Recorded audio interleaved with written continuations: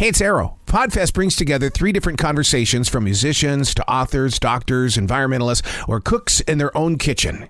It's real people with real stories. Podfest 43 features a Big Bang Theory, an animal rescuer, and a top chef in their own kitchen. Up first is Kunal Nayyar, who played the fun-loving Raj on Big Bang Theory. We can never stop talking about guest number 2. What Krissie Newman and her Nascar husband are doing with pet rescue should be an everyday conversation. And then we're going to wrap things up with an amazing down-to-earth conversation with someone who is globally known, the amazing Kris Jenner. This is Podfest 43. Okay, here's the deal. 6 months ago, my research testing the predicted composition of trans-Neptunian objects ran into a dead end. So, my visa's only good as long as I'm employed at the university, and when they find out I've got squat, they're going to cut me off. By the way, when I say squat, I mean diddly squat. Hey, it's Arroe on iHeartRadio, unplugged and totally uncut with actor Kunal Nayyar. I've reconsidered your offer to let me work with you. For me. Yes, for you. I do, however, have a few conditions. First, at all times, I'm to be treated as a colleague and an equal. Second, my contributions shall be noted in all published materials. And third, you are never allowed to lecture me on Hinduism or my Indian culture. I'm impressed, Raj. Those are very cogent and reasonable conditions. Thank you. I reject them all. Then you leave me no choice. I accept the job. Good morning, Kunal. How are you doing today? I'm doing well, Arroe. How are you? Doing very well. You have got to be the most mysterious man in Hollywood. Why? Because we don't know that much about you until now. Oh, yes, exactly. That's the point of writing the book. Yes, my accent is real. And what a book it is. It is a path. It is, I love your dad's comments. My God. You have to just laugh at some of the things your dad has said to you. Yeah, sometimes you laugh and sometimes you take them seriously. You know, as I'm getting older, I'm realizing the wisdom that he really imbued on me was incredible. Did he help you with your badminton game at all? No, he didn't. It's funny, though. My badminton game, that's why I wrote a chapter about it, because when I tell people in America that I played badminton growing up, they laugh at me. And I'm like, this is a serious sport, you know? So that'd be like taking cornhole over there to your country going, what is this? It's beanbags. Exactly. I didn't even know that's a sport. Yeah, maybe it's just something we do down here in the South where we just throw beanbags into a hole. You know what? Give me a beanbag and a hole, and I bet you I'll be the most competitive person on the garden. What do you play it on? On the sand? You do it in the sands. You do it at NASCAR races. You do it wherever there's a party. All right, I'm in. Do you find that maybe it's time to put badminton in the Olympics or even the X Games? I think I think it is a thing. Badminton is in the Olympics. That's right, because they hit it so hard. I do remember that. Yeah, you should YouTube it after this interview. It's really fascinating to watch. But how do you watch that? Now, you've played badminton, and I know what my backyard badminton is like. It's like a feather floating out of the sky. But you're competitive, so I'll bet you're really whapping that thing. Yeah, I am whapping it. It's called a shuttlecock. I tell you about cornhole, you tell me about the shuttlecock. It's we're sharing information. Being on. You're allowing yourself to be put out there now to where people are going to get the opportunity to really get to know you. Is that fun for you to do that, or is it a challenge so that people can start saying, my God, this guy is real? It's scary, to be honest. I struggled finishing the book. I struggled writing the book. For 2 years. I almost put it off till the last second. I couldn't write it. I was really nervous about it. And then I said, it's better for me to put it out like this, my story, as opposed to someone finding out something about me and putting it in TMZ or something. I was like, let me just tell my story. It's a pretty interesting story especially the stuff in New Delhi, growing up in India, the journey from New Delhi to Los Angeles, and all of the sort of heartbreak and triumph, and then failure, and then the ultimate triumph. And I think that hopefully it'll inspire people to, younger people to live out their dreams. They always say that through frustration, greatness grows, and you are definitely proof of that. Thank you. Thank you for saying that. Now, in waiting for this book, because we've been waiting for it too, you being the writer, did you sit there behind the computer going, I can't do this, but then you challenged yourself to do it in a way where there's little scenes that you kept going back to? I think that the thing that kept me going really was my publishing company, because they really believed in me. And part of my hesitation to write the book was it's just scary to put your life out there. I try to live such a private life. It's just scary to talk about the time you failed, or the time this happened to you, or the time that happened to you. That was the big challenge. And then I kept thinking about how I was inspired continuously by reading people's stories. And then I said, let's just keep going and see what happens. And that journey actually began in London. Yeah, I only lived there for 4 years. I was born there, and then I moved to New Delhi when I was 4 years old. And so I wrote a chapter about London, and it was like 10 sentences. So when you went to New Delhi, did they go, man, what are you doing here with your British accent? Yeah, exactly. I was like, can I have a glass of water? That's how all British people sound to me in my head. In all the places that you've traveled, is there any place colder than mint gum and ice cold water? No. Do you agree with me, though? How can people do that? That is such but it happens all the time, though. That's like sticking your tongue on a frozen pipe. Yeah, I could never do it. It's the most disgusting thing in the universe. You know what's the grossest thing I ever saw? I should have written this in a book. I saw there was a father and a son, and they were eating chicken wings and drinking hot chocolate. That's pretty disgusting. I'm sorry. Yeah, right? Yeah. Your life is like a mountain that is becoming sand on a beach, meaning basically that it is a continuation of several journeys. Yes. It is. I don't know that metaphor, although I like it. It is. It's just a melting pot. I think the world is getting smaller, and I'm like a proof of that I could be this kid from a completely different culture, completely different country, and come to America and live out this great dream. In a really weird way, do you look at yourself as being a millennial pioneer where Ricky Ricardo and Bruce Lee also became very popular because they broke the rules? Wow, it's very difficult for me to look at myself like that. I'm just this kid living this dream, to be honest.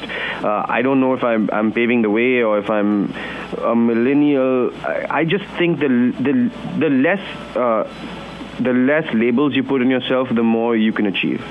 On Big Bang Theory, when they would bring in your parents, was that written from your personal life? Did they ask you questions and things? I think the writers continuously ask me questions about India because I did live that experience. So they'll ask me questions about, hey, what would your parents do? Or, what would the apartment look like in India? Or what do you eat when you go to the bowling alley? Or what is a religious festival that's close to Christmas in India? So the writers they're so smart, and they've written this character such not a stereotype of India. Like this guy, Raj doesn't like India, and he doesn't like Indian food, and he loves eating burgers and beef, and I really love the way they've crafted this character in such reality.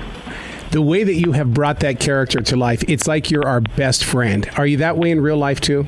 I like to I think I'd like to believe that. I like to believe I'm a good friend, and I'm a very open guy. I'm a very open-minded guy. I'm a very open-hearted guy.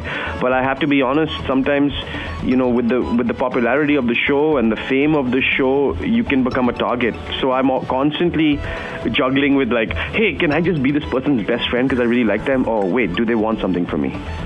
This book, all the way through it while I was reading it, I kept thinking he's setting himself up to write movies, to create sitcoms. That being on Big Bang Theory now is just the beginning of greatness. That's very kind of you to say. Yeah, I think that the Big Bang has been such a wonderful and continues to be such a wonderful platform that hopefully in the future I don't have to sit around waiting for the phone to ring. I can hopefully create my own content. Would you call yourself? I do every night, my friend. So with your openness and awareness of what's going on, do you find that maybe sometime in your life you'll be like Kal Penn and become a little bit more actively involved in Washington, D.C. to make those connections with India and stuff? Kal is such a wonderful, smart guy. I think that he is much smarter than me. I use whatever fame I can in charity in India and charity in America. And I think that's the extent of what I do is, we have a lot of scholarships at Temple University and University of Portland. And we support a lot of charities in India and charities in Los Angeles. The political stuff it's just something that I haven't gotten into yet. But I think that's next on the list. I wish there was just a way that we could all learn more about people from India, because and I'll tell you how I got closer, by studying Hinduism. Oh yeah, of course. It's such a peaceful walk through life. I think all religion is a peaceful walk through life. I think it's the idiot human beings who interpret it and decide they're going to do whatever they want to and with the words that are written. But yeah, it's nice to be part of a religion that believes in many gods. Mm-hmm. Rule number 1, you say, and I'd like to know what book this came from: men should use the word adorable. I just think the more harmless you are, the easier it is to pick up women. But then they find out they're real. Sorry about that. You can edit that part out. I love the idea that you scribble on napkins and stuff. It's almost like there's an inner rock star in you. Oh man, that's so. No one's ever said that to me. I'm just gonna I don't need therapy anymore. I'm just gonna call you and chat with you all the time. In a rock star, I'm gonna write that on a napkin. Because I mean, with your imagination, these thoughts have got to be coming at you 1,000 miles a minute, and if you don't write them down, you know that by the time you get to the car, you forgot it. I had to actually the original aeroplane thoughts. I had 6 or 7 of them on each napkin, and then I decided to just put one because I was like, this is just too weird. I just got to put some of the ones that people will connect with. And then what do? You just put them in your pocket and wait till you get home? Yeah, I do that. Or now I have an iPhone, but before iPhones I would write them down. Now I just put everything in my notes. See, you are a writer. There is that in you. You're going to be doing movies, too. Maybe any Bollywood movies that you'd write, or would you pretty much keep it Americanized? No, I'd love to do a movie. I'd love to do a movie speaking in Hindi in India. That would be universal, See, that you are the connection. And do you think that's because you come from roots such as your father, where he says, treat a king and a beggar the same? I think that, I think that if you can stay humble and put your head down and work hard, I think you can achieve anything. I think it's when you start thinking you're some great thing that gets in the way. I think everyone has some, every single person can do something great. So just live your life. I'm a Hallmark card today. I'm a Hallmark. What am I? Just live your life? Oh my God, I'm like quoting T.I. rapper. 13 things that you've learned from playing an astrophysicist on TV. But my question would be, what have you learned today by being on this radio tour from all these wacky Americans talking to you? I've learned that I really do love radio, and I think that radio has been a big part of my life, and I love chatting with people. I think it's been really wonderful. This tour has been wonderful. Now, I want to talk to the writer this time, and the writer meaning that as you've written this book and you put it down, and you had to go through your first editing, and then your publishing company came at you, there was still that element where you had to say goodbye to the book and relinquish it. What was that moment like for you to be able to make that transition? It didn't feel like goodbye until literally last week, and I didn't even say goodbye because I was still editing. I mean, literally, you're still, even till a week before the book is getting published, you're thinking about things, and you're like, oh, that word should change. And I got the book in my hand, and that was the first time it felt real, and that's the first time I got a little emotional because it had been such a long journey to put it together. And I looked at it, and it was real, and it was in my hand, and I'm reading it right now myself. I'm like, man, I should maybe, There's not a lot, but it's never going to be exactly the way you imagined it, but this is probably the closest it's ever going to be. And that's one thing that readers don't understand sometimes, that when you write a book, that when the writer goes back, they're in a different mind form, and there is a connection between those words. 100%, especially because it's my story about my journey. It's not fiction. That's why this was more difficult to write. I can write 1,000 stories, but writing about yourself is the hardest thing to do. But yet you speak so well about yourself, but you're very humble too. Yeah, but then sometimes I look at it and I'm like, oh man, I'm so narcissistic. Oh my God, is that really what that sounds like? I'm such an ass. And then, look, people I hope are going to love the book, and then there's always going to be people who don't like it, and that's the social media. On Twitter, you'll get 100 people saying, oh, they love the book, and one person is like, oh, you're an idiot, go back to your country. And then your day is ruined. Your day is just ruined. Are you guys getting set up for the new season?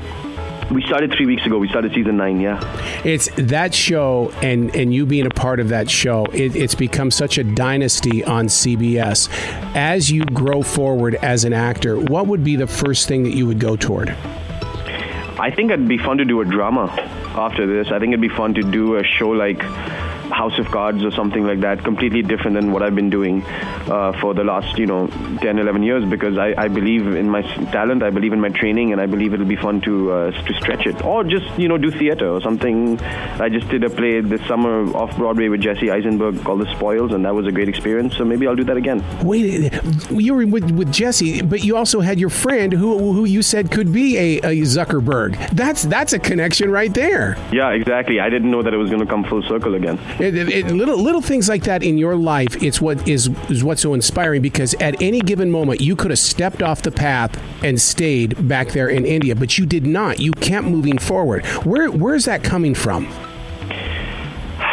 I think I've just had an affinity toward living life, and by the way, I enjoyed, even in the heartbreak, I enjoyed it. There was something sort of masochistic about all of the heartbreak that happened along the way. You have to wear life on your sleeve lightly. You have to, otherwise you're just always going to get in your own way. That's a positive thought. I'm really hallmarking it up today. Wear life lightly on your sleeve. I mean, are you writing this stuff down? This is going to be my next book. Your chapter about how it's not a laugh track. It's what makes you laugh if you're not hearing it inside your head. What makes me laugh? Humanity. Humanity makes me laugh. Like when someone is walking confidently and slightly trips on something, and then they look around to see if anyone noticed. Like, I think that's the most funny thing. Or when people silently fart and pretend like they just haven't, but you can see it on their face. Like, humanity, I think, is so funny and interesting because we take ourselves so seriously, but at heart, we're all just big kids. Do you find yourself like at a Starbucks just sitting there just watching people behind sunglasses? Oh, all the time. I just love, or when I do something stupid, like I'll just say something like, I remember I was at an Emmy party, and I'm a huge basketball fan, and Chris Bosh was there, played for the Miami Heat, and I was like, oh my God, it's Chris Bosh, what do I say to him? And then my wife pushed me basically into him and said, just talk to him. And I was like, hey Chris, man, how's it going, man? Like, cool to see you. Wow, like you're so tall in person. How's the NBA is happening? This was during the strike. Oh, you guys are striking right now, man. I love labor. Labor is so important in the country. I don't know what I was saying. And I was like, what am I saying? I kept saying in my head, stop talking to him. Stop talking to him. He was like, yeah, man, yeah, and that's probably how sometimes people come up to me. That's why I'm so sensitive when people come up to me and say something stupid. They're like, oh, like people say to me all the time, oh, I'm a girl, you're talking to me right now. And then my only response is, yeah, I'm drunk. But I understand what it feels like to be a mumbling idiot. So I find those things are really hilarious, when I do something stupid. When they broke you out of that shell on Big Bang Theory, where you could finally start talking to girls, was that a comfortable moment for you? I loved it. I think that it was both freeing for the writers and for me, because I would be in these big scenes where the girls were and I couldn't speak, and I'd have to whisper and they'd have to write around that. So I think it was great for both of us. And now you've fallen in love on the show, so it's like, oh my God. Yeah, I've fallen in love with a girl who wants to have sex on a graveyard. I mean, of course. I mean, with the one time Raj meets a beautiful woman that he's going to date, and she turns out to be this really scary person who loves dark, dingy things. I would love to be a part of those table talks where they first introduce the scripts for each week, and you guys have to sit there and discuss those things before it goes into editing. Yeah, we don't even get to discuss them. We just get the scripts. We tape on a Tuesday night in front of a live audience. After the taping, we get the script for the next day, and it's like Christmas morning. Literally, opening every script is like Christmas because the writers are so incredible. Your heart is so open that you're not afraid to talk about that there is a difference between TV fame and movie fame. Yeah, there is a big difference. I think if you're in someone's television every single day, they feel like they know you, they're familiar with you, they feel like you're their family, they're very touchy and grabby, and and then if someone wants to take a picture and I'm eating with my family or something and I'm like, not right now, they get really upset too, because they're like, wait a second, you're like Raj and now you're being the super famous guy. Like, the people get very into your face because you're in their living room every single day, whereas as opposed to a movie star, there's this aura about you and people kind of stay back away from you. There's a great story. Jennifer Aniston talks about this all the time. When she was on Friends and married to Brad Pitt, people would come up to her but never talk to Brad Pitt on the street, but they would always come and mob her and take pictures of her, but they would never take pictures of Brad Pitt because they're very intimidated by him. How do you feel about that for your own personal life as you continue to grow forward? I'm Jennifer Aniston, and that's how I feel. Like, I wish I was the Brad Pitt, but I'm the Jennifer Aniston of television. Oh my God. Do you fear at any time that you could be typecast into the character of Raj? I think that breaking the mold, is something that all actors wish they could do, play anything, any character at any time, because that's what we believe we can do. But no, I think...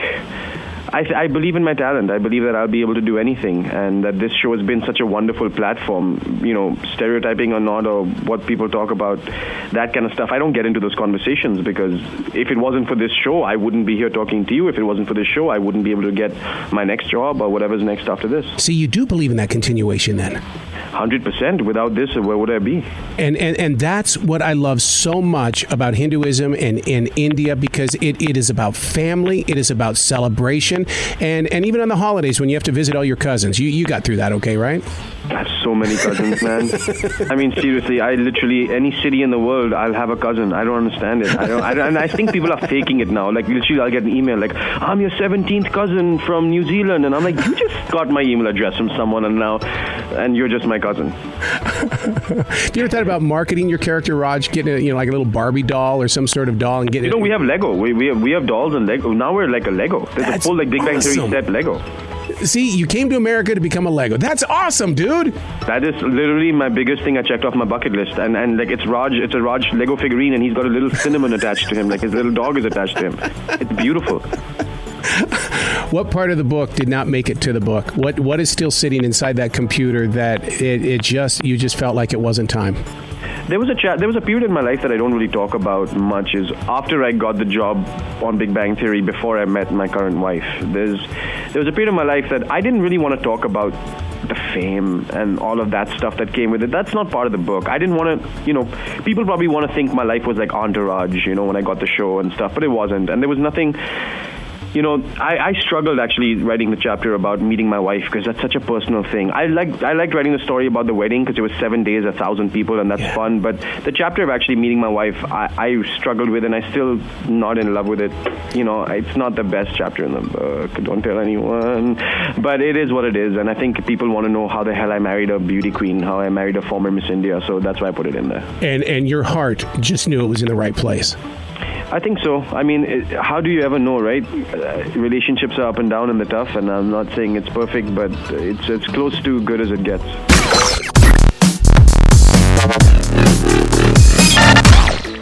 I always believed that one of the real reasons why I got into radio was because I was going to do everything humanly possible to just rescue animals. Every show, you would always hear me say, keep smiling and keep loving those pets.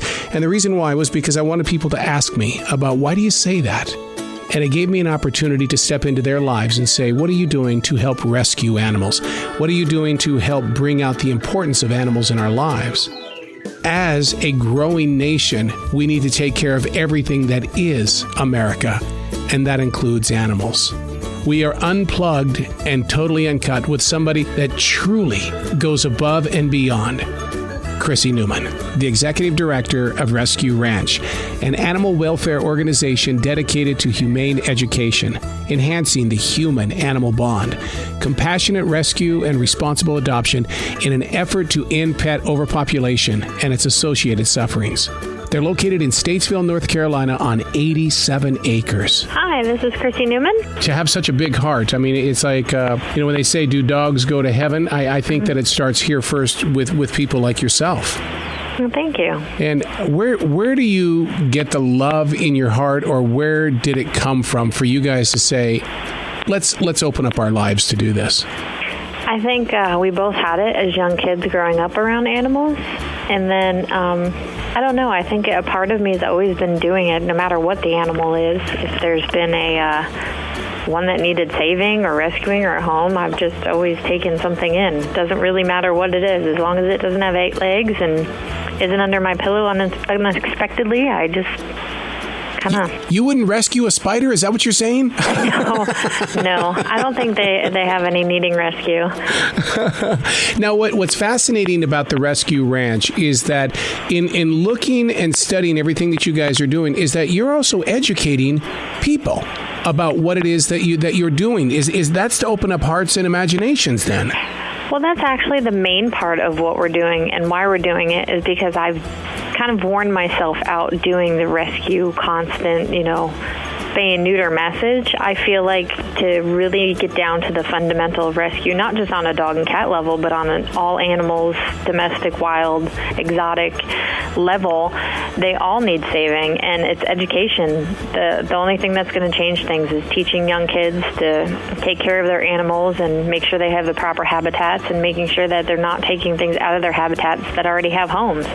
That's interesting you say that, because I designed my neighborhood, and it's taken me 17 years to do this, to do everything to protect the animals around us. And that was to convince even the neighbors to not have decks on the back of their house, but to have animal sanctuaries. Mm-hmm. And it's been fascinating to watch the animals return all the way down to a box turtle. Yes. How does that affect you in the way that when it comes to the Carolinas, that basically I got to be honest, I got to cross a line here, that it's almost like you're more of an angel of the Carolinas too. Well, I don't think I would say angel of Carolina. I would say that it's something that's all over the world. It's just proper animal care and respect for what's in your environment and around you, and just understanding that, yes, that baby fawn is adorable and you'd love to cuddle with it, but it has a mama and it has a home, and sometimes you just need to let those things there and observe it instead of taking it in and trying to make it your own. Certain animals don't belong in the house or as good pets. They have a home already. It's fascinating to drive through my neighborhood, and we have 18 head of deer in the neighborhood, and the babies are out there right now. Mm-hmm. And you're right about that, where people they do want to, I just got to go up and touch it. No, you do not. Do not touch that animal. Let them be where they need to be. How do you help educate people to understand that they are not pets? Well, we do have some animals here at Rescue Ranch, some exotics and domestic animals that we give the kids hands-on interaction and experience with. We have 4 snakes. Some people come in here terrified of snakes, and by the end of our programs, they're handling the snakes. We just teach them, what they need for their environment, what makes them a good pet, what does not make them a good pet, where are they naturally found, and just different ways that they can go and help, not in a way save the environment, but make the environment more animal friendly instead of, polluting it, and teaching them about recycling. It's kind of all cycles around, from the wildlife and what you do outside to how you take care of pets in your own home. So we try and develop programs and have curriculums that are teaching them about these things at the same time they're having fun handling these animals. And even if it's feeding a goat, we're trying to educate them something and teach them about it. I'm Native American. I study Native American spirituality. You really come across to me as somebody who believes that animals do speak to us. Are we on the same page when I say that? In other words, Ted Andrews has written a book called Animal Speak, because animals do speak. Do you believe in that theory too? Absolutely. I think that just noticing some of their behaviors, they don't actually come right out and speak the same language, but they do have ways of communicating, and understanding those behaviors makes you better at dealing with animals. I mean, our birds, we try and teach the kids. We don't let the kids handle the birds because they do bite and they're unpredictable, but they can learn about them while they're sitting there, and they can watch the signs and see the signs that the birds are uncomfortable or if they're happy in their situations. It's just having a respect for animals and nature and everything in it. And I think sometimes this day and age, people have gotten away from that and just kind of get the mentality that they can do whatever they want and there's no repercussions. But the long-term thing is the whole reason we have pet overpopulation is because people have done this without repercussions, and now we're dealing with an issue. And it's that issue that I helped with the Humane Society create their new campaign, which was because I've rescued so many dogs, and it is that there's no such thing as a pet condom, and that has been our main drive, and more people are going to have their dogs spayed and neutered because it's being that reality. Mm-hmm. But the thing is, we still have these darn puppy farms and things and puppy mills, and there was one that was recently busted here in the Carolinas where they had over 80 dogs, and it's like, mm-hmm. How do we educate people that this is not a business, and that even though it may be nice that you are trying to make it a business, something's going to happen along the line where those animals are going to suffer greatly. Well, it is a business. It's a business of saving lives. So you need to educate some of the humane groups and your rescue groups to market themselves as a business and run things as a business, because that is what the puppy mills are doing. And their biggest competitors are puppy mills. So if they start marketing against the puppy mills and using their rescued blends, then promote it the right way and market against the puppy mills, because the only way to shut them down is if they're not making any money. Yeah, because it's amazing how many people, when it comes to rescuing dogs and cats, they all think, I don't want to go pay that money. I went over to PetSmart and it was like, and it's like, man, it's more than just running into a box store and taking home a dog. Right.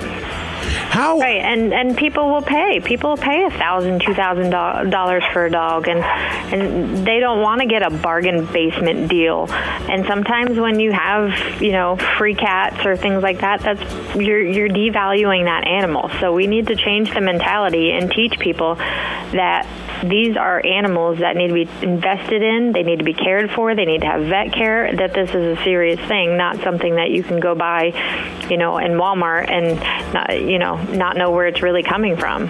I have a paraplegic Chinese crested, and when people are going, no, why would you do that? Why? Because it's an animal. It's a living, breathing thing. He doesn't know that he's paralyzed. Right. But the thing is you're right though. You've got to invest the time, but the love they give back to you is just unbelievable. Mm-hmm. Absolutely. Now, and it's not just dogs and cats. I mean, you can see it with our animals here at the ranch. They all have their own personalities, even our snakes. And, they have their own quirks, and it's fun to learn those things. They have certain people that they like, and you can tell when they don't like others. It's just very interesting to live your life around animals, and I'm happy that I can teach this to my children, and I hope other people want to teach it to their kids so they grow up with a different compassion and a better respect for animals. Now, you've got 87 acres in the Statesville area. Is this open to the public, or how do people find out more about you?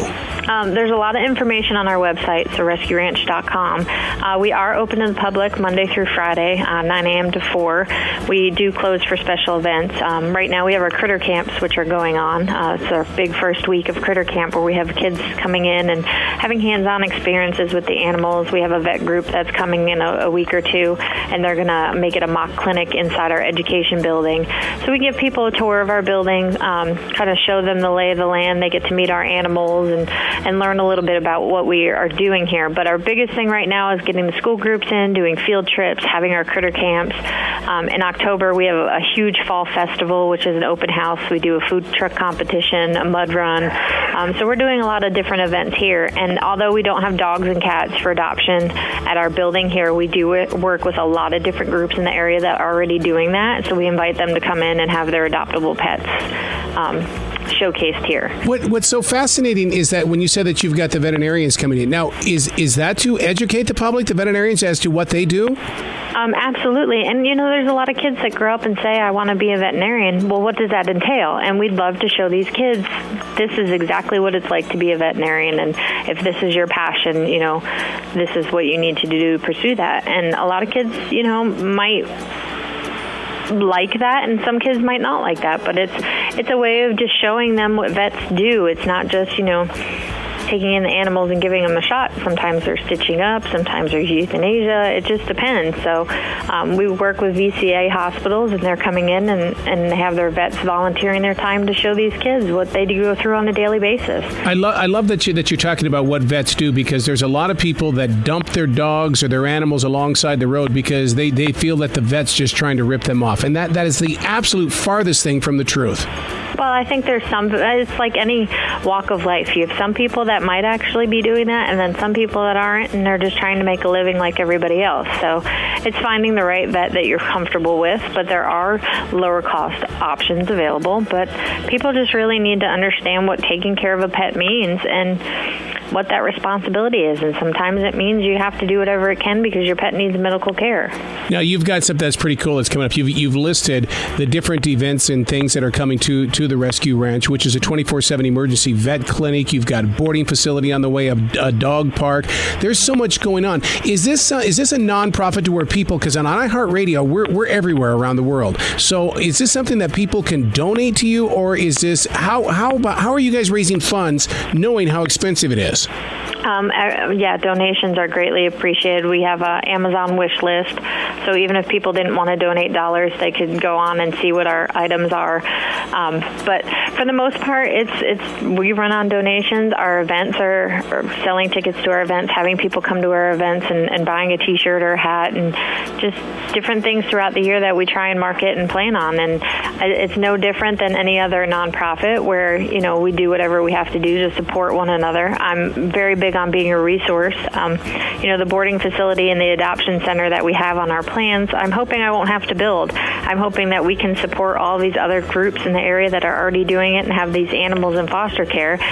Through our programs, I hope they can adopt these animals out and we can change things where it won't be necessary because our community is already doing these great things. Summertime is the best time where people hit the back roads of Carolina. And once you do that, you begin to see that there are animals that aren't being taken care of back there. Do they get in touch with you, or is it something that because I'm sure the law enforcement doesn't want to hear about that somebody's horse is not doing well? Well, no, actually they do. I mean, animal control, that's what they should be doing. Animal control gets a bad rap because they are the ones that people dump their dogs on, but they don't want to have to be the dog catcher, so to speak. Their job is to go out and police animal cruelty and to look at those things. They are trying to turn things around, especially in Arroe County where we are, to get these animals out so they can go out and take care of cruelty cases or puppy mill raids, things like that, which is what they're supposed to be doing. But a lot of times they get dumped on and they only have so much funding, so they end up being the dog catchers. But animal control is who you call when you have an issue or you think a pet is being neglected or mistreated, and they do come out and investigate. What about that rumor, though, that in order to prove that an animal is being mistreated, it takes longer and a lot of people don't want to participate with that? That's got to be like a wives' tale.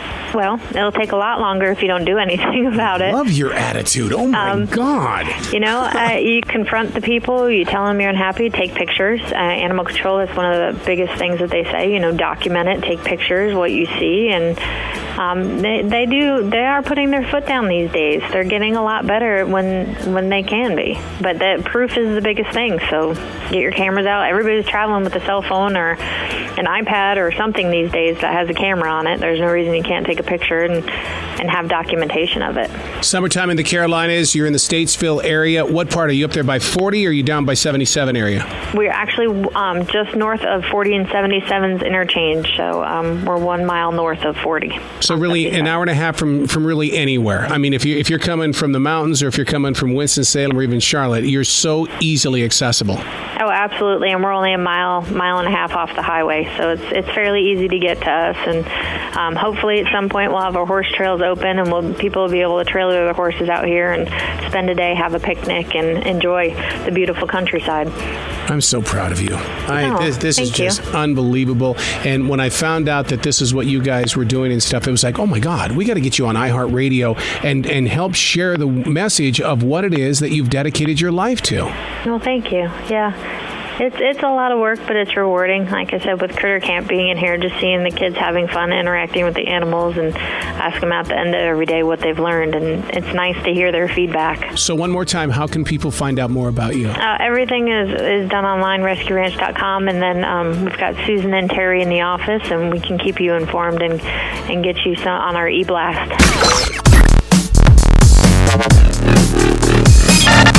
Good morning. How are you? Doing very well. Man, I've been going through your book, the cookbook, for about 2 weeks now, because it's almost like that movie where the woman wanted to try Julia Child stuff, and I'm testing out all your recipes.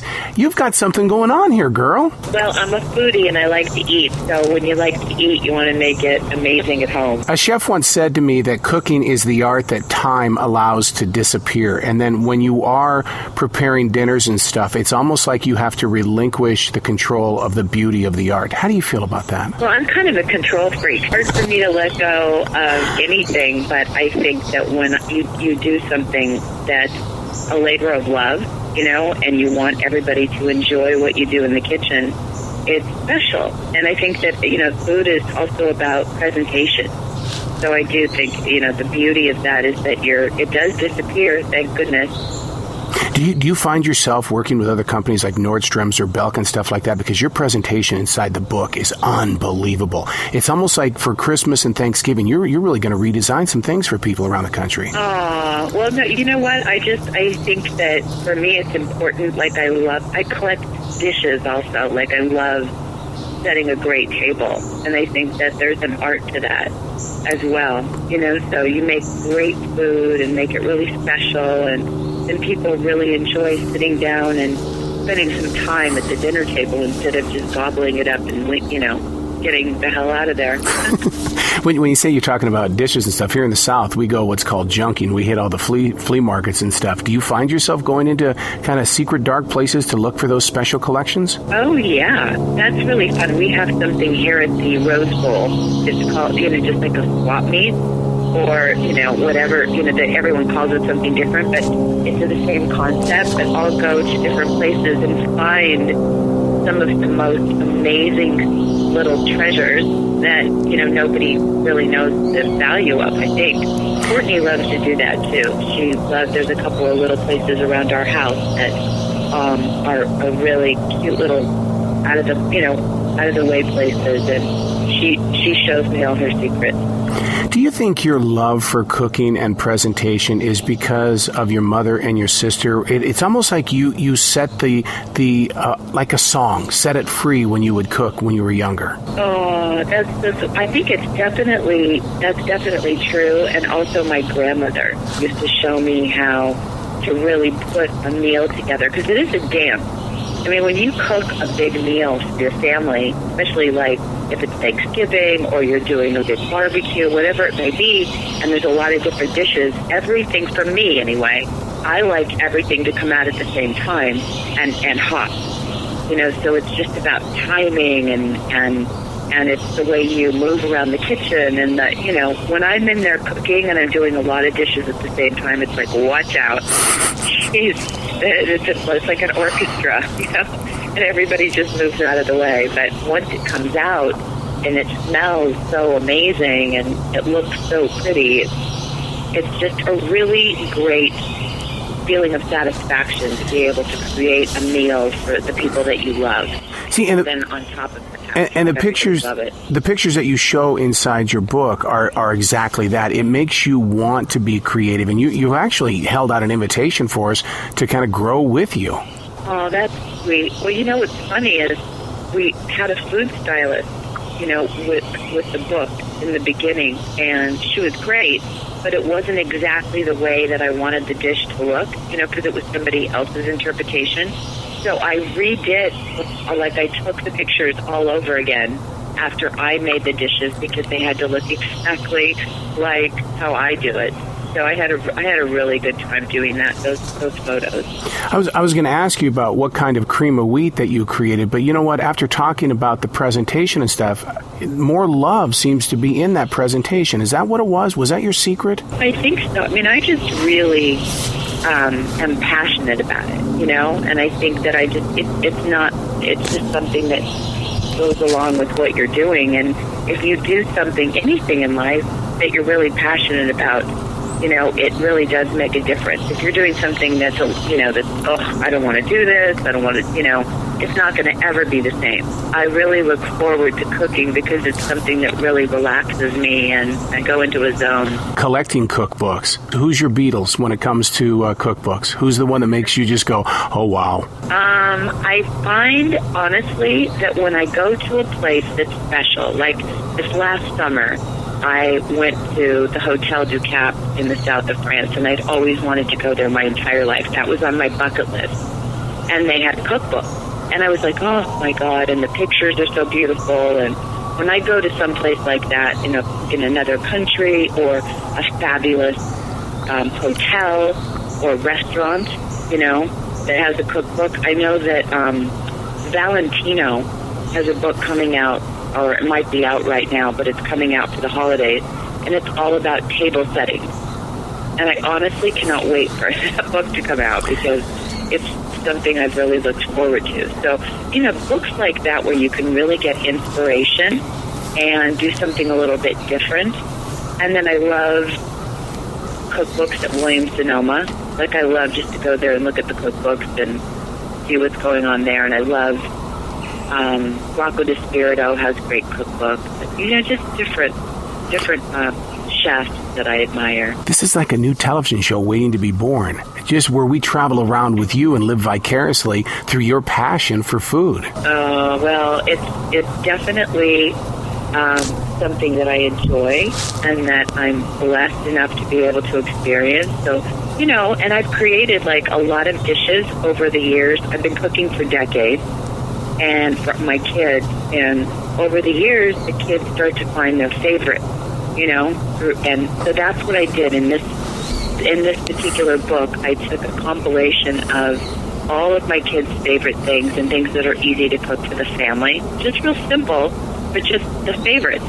And put them together in a book so that everybody could enjoy. Well, the pictures, the presentations, everything in your book has got to be as delicious as those brownies are. And I can't thank you enough for releasing this book, especially this time of year as we get into a foodie's paradise with Thanksgiving and everything coming up. Yeah, it's really fun. I think one of my favorite things at this time of the year is the sweet potato souffle. And if you haven't made that, you should, because it's so good.